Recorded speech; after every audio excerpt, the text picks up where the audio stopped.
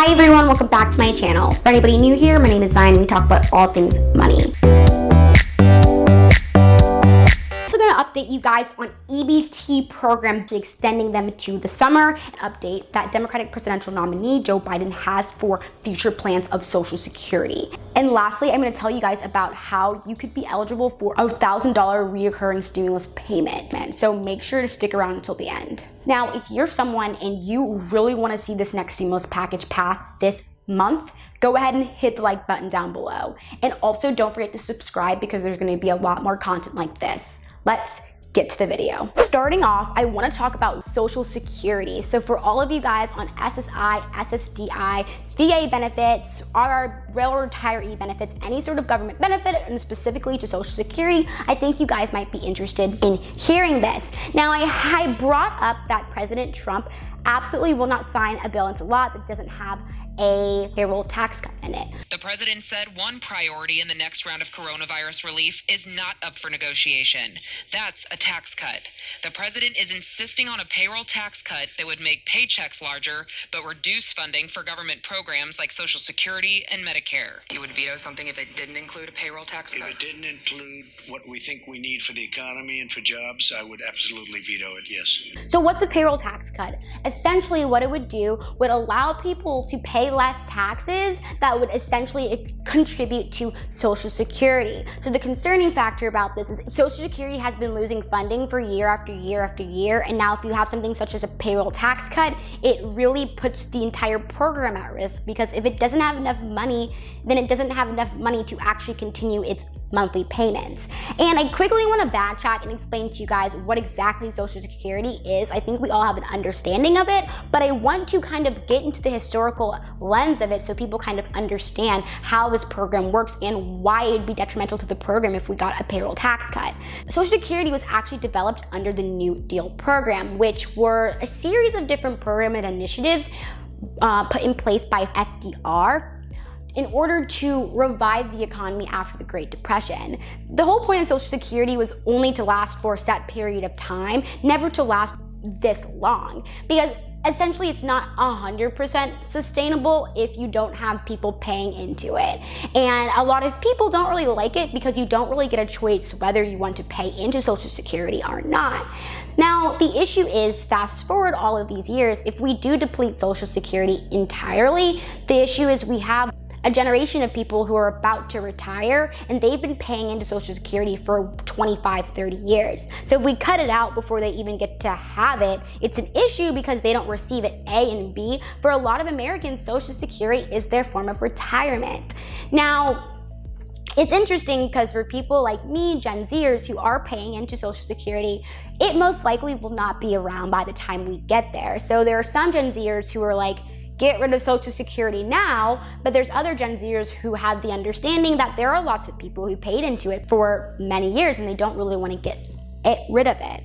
Let me know in the comment section down below what you guys think of Social Security and if we should completely get rid of it.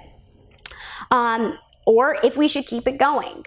Now, it's interesting because Democratic nominee Joe Biden came out with his proposal for Social Security in the future. And if elected, he says that he wants to make a robust plan for Social Security. And not only that, he really wants to grow it. He wants to grow the monthly payments of Social Security benefits, as well as increase the long-term duration for beneficiaries and protect the benefits of surviving spouses. So his role is very different than Trump's. And like I said, I would never tell anybody who to vote for. And I like to be pretty partisan on this channel because I think it's important. I think that both sides have logical answers, and depending on your situation, you're going to be either leaning left or right. So it's up to you. But if you are someone who is that Social Security affects you, then how you vote this upcoming election is going to affect your future situation. So keep that in mind. Lastly, I want to turn to how you could potentially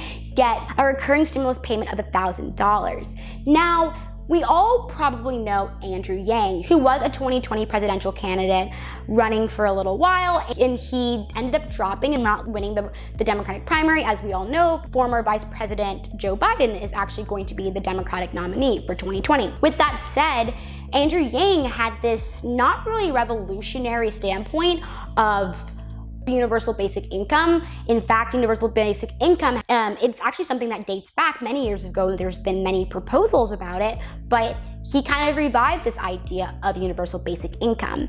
And he created something called the Freedom's Dividends, which would essentially be a plan for how we would be able to fund universal basic income. And so no matter how much you made, you would get a standard $1,000 every single month. The president said one priority in the next round of coronavirus relief is not up for negotiation. That's a tax cut. The president is insisting on a payroll tax cut that would make paychecks larger, but reduce funding for government programs like Social Security and Medicare. You would veto something if it didn't include a payroll tax cut? If it didn't include what we think we need for the economy and for jobs, I would absolutely veto it, yes. Now, there's actually been a coalition made called Mayors for Guaranteed Income. And what this is a group of mayors across the country in different states and cities that support this concept of universal basic income and support this concept of the freedom dividend.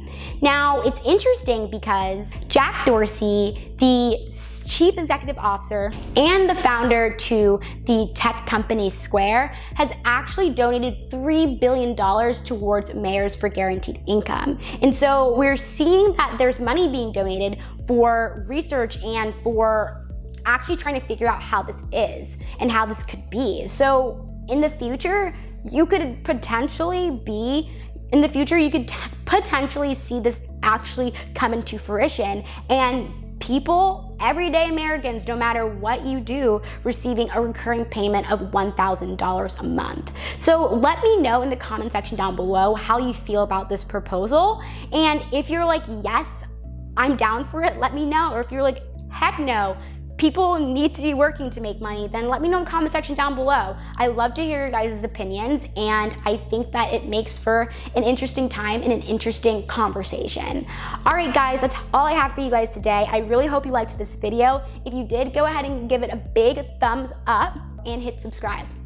Till next time, you guys. Bye.